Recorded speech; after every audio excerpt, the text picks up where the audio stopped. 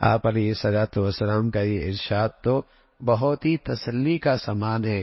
آپ علیہ الصلوۃ والسلام فرمایا کرتے تھے المرء مع من احب، آدمی جس سے محبت کرتا ہے کل قیامت میں انہی کے ساتھ اٹھایا جائے۔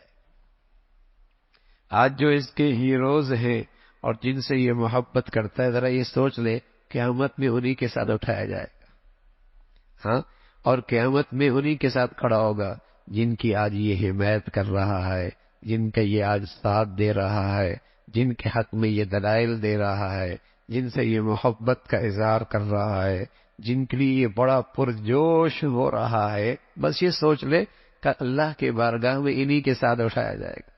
اور سبحان اللہ، صلحاء کے ساتھ، نیک لوگوں کے ساتھ، اللہ سے ڈرنے والوں کے اگر اللہ محبت نصیب فرما دے تو کل آدمی انہی کے ساتھ اٹھایا جائے گا۔ صحابہ فرمایا کرتے تھے رضوان اللہ اجمعین، ہمیں کبھی اتنی خوشی نہیں ہوئی جتنی نبی کے زبان سے اس ارشاد سے سنی ہوئی، اس لیے کہ ہماری زندگی میں ہو سکتا ہے کمی پیشی ہو، لیکن جو نبی سے ہمیں محبت تھی اس میں ہمیں ذرا بھی شک نہیں تھا۔ اللہ نے اطمینان دے دیا کل قیامت میں اپنے نبی کے ساتھ اٹھائے جائے۔ المرء مع من احب، المرء مع من احب۔ اللہ بھائی نیک لوگوں کی صحبت اور ان کی محبت نصیب فرمائے۔